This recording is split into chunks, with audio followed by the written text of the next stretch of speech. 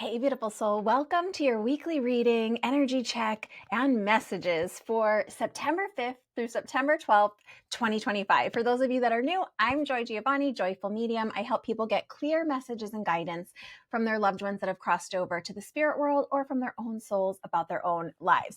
This week has a lot of energy and potential. So some big potentials brewing for us to think about and also some challenges for us to move through. But remember, challenges are how we grow. So this first card that I need to talk about here is the Death card. Now, people often think of this card immediately as scary, but it is not. In the tarot, death really just means something falling away, something that's no longer serving us, something that's not in alignment with the future that we're trying to create. But this is just a falling away. And this really is in a more major life changing sense, not necessarily like your mailbox falling down or being changed. It's more to do with something that's pivotal in your life. And it could even apply to us as a collective, but just things falling away that aren't in alignment with the direction we're wanting to go, that aren't serving us anymore, that are needing to change. It's time for change in this way. And so death is just the falling away to make room for something new. For many of you, we're starting to enter towards fall in the northern hemisphere. And think about death like how the leaves on the trees fall away in the fall or the autumn so that new growth can happen in the spring. Similar vibe with this card.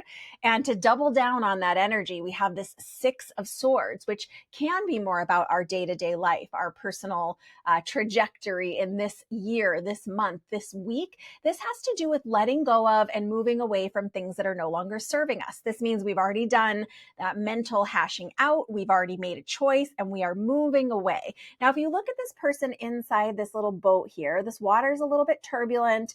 They are maybe a little bit downtrodden, maybe a little bit leaning over and cuddling into themselves, but they have this supportive boat steerer behind them. And they also are in their healing mode. So six has to do with rebuilding after a change and reminding you that we might not like the way this rolled out. We might not like all the circumstances involved, but we have to find this acceptance deep within ourselves, do some healing so that we can move forward in growth and expansion in a new way. This next card is about the potentials and possibilities, which I love. This Page of Wands. Now, pages are often a little bit of a less mature energy than, let's say, a queen or a king, for example.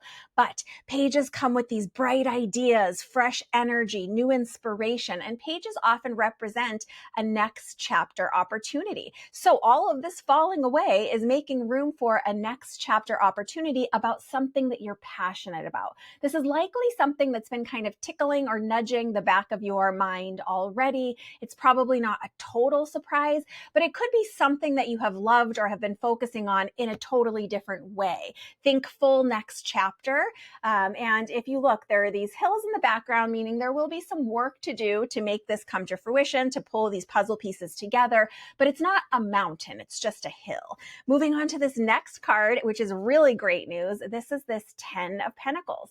10 of Pentacles representing this idea that we do have the potential, the ability just around the corner to be having these puzzle pieces come together in a real and tangible way around our home and family, around our money, our monetary means. Perhaps you're going to receive a promotion or a raise, perhaps an inheritance for some of you, perhaps something that you have been working on that part of it has fallen away, but part of it is shifting in a new direction, could maybe bring a whole new potential for abundance, right? And yes, abundance can mean actual coin, dollars and cents, yen and rubles, right? Whatever your money is where you are. But remember, abundance is in many ways. It can be abundance of time. It can be abundance of resources. It can be abundance of network, like help to make this project or this money goal or whatever it is, this tangible thing move forward in your world. But the potential is here, which is wonderful. So even if the things you've been working on haven't come to fruition yet, if you've been laying the foundation, doing the groundwork, doing your due diligence, that potential for abundance is here and probably in a next chapter, new version, bright inspiration coming in kind of a way.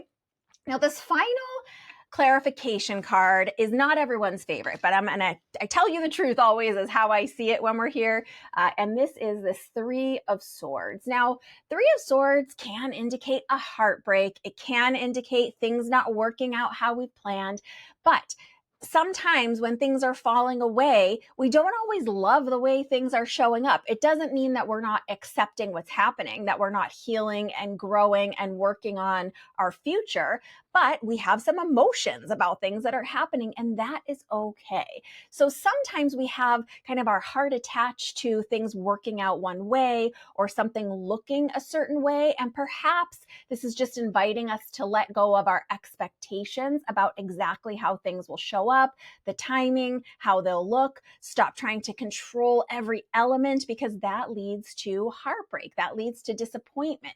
Can we be doing our work, so to speak, right? Getting our ducks in a row, laying that foundation that we were talking about in those areas of our life, but also keeping our heart open, not demanding or expecting in a specific exact way, maybe having goals and things that we're working towards, but open-hearted about maybe things will show up in a different way, better than we expected or different than we expected.